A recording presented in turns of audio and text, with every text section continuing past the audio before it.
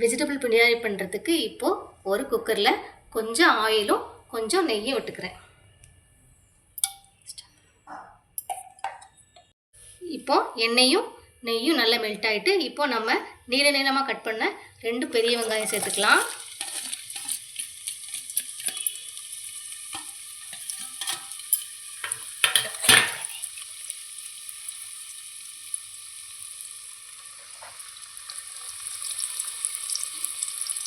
அது கூடவே கொஞ்சம் இஞ்சி பூண்டு பேஸ்ட்டு சேர்த்துக்கோங்க.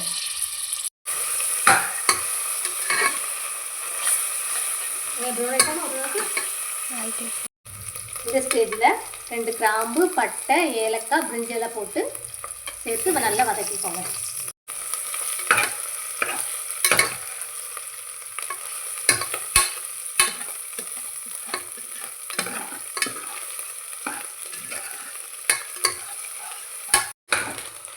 இப்போது வெங்காயம் கோல்டன் ப்ரௌன் ஆச்சு. இப்போ நம்ம பிரியாணி மசாலா 1 ஸ்பூன் போல் போட்டுக்கோங்க.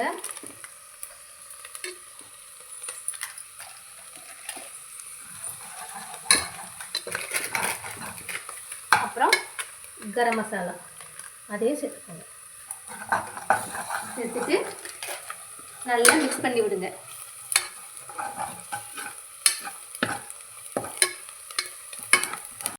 இப்போது பழுத்த தக்காளி 3 மிக்சியில் அரைச்சி வச்சுருக்கேன், அதையும் இது கூட சேர்த்துக்கிறேன்.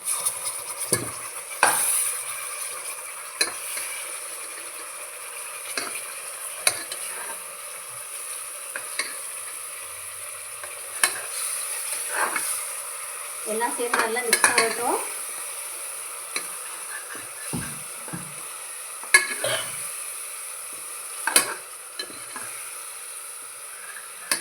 நல்லா திரிஞ்சு வந்துச்சு. இப்போ நான் பிரியாணிக்கு தேவையான காயெல்லாம் போடுறேன். கேரட்டு, பீன்ஸு, உருளைக்கிழங்கு,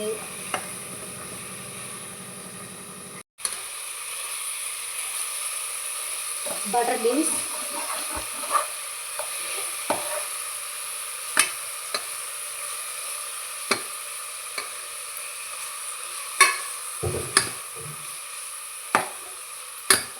கேப்சிகம்.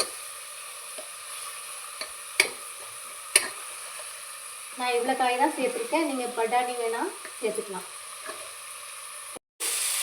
கொதிக்க விட்டு அதை வறுத்து வச்சுருக்கேன், அதையும் சேர்த்துக்கிறேன். இதில்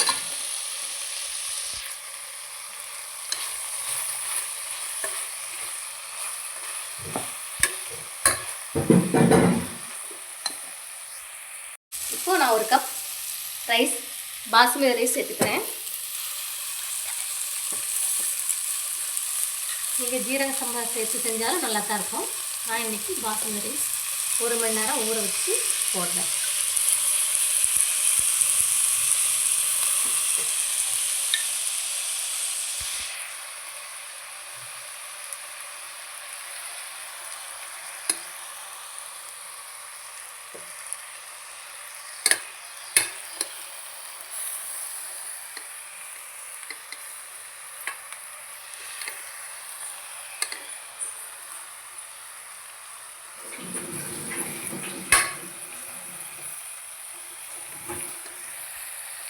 அரிசிக்கு 2 டம்ளர் தண்ணி.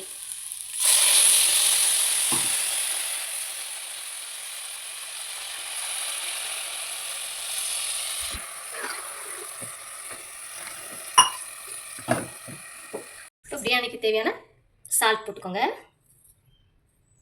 ஃபஸ்ட்டு கம்மியாக போட்டுட்டு தேவைன்னா அதிகமாக போட்டுக்கோங்க. அதிகமாக போட்டோம்னா நல்லாயிருக்கும். இந்த ஸ்டேஜில் அந்த எண்ணெய்லாம் பிரிஞ்சு பபுள்ஸ் வரும்போது இப்போ நீங்கள் குக்கரை க்ளோஸ் பண்ணிடுங்க.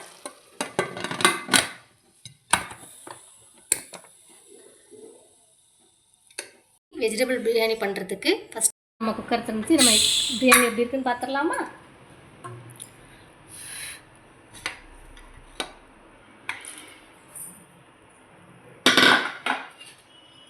பாருங்கள், நம்மளோட பிரியாணி ஒன்றோட ஒன்று ஒட்டாமல் நல்ல சூப்பராக வந்திருக்கு.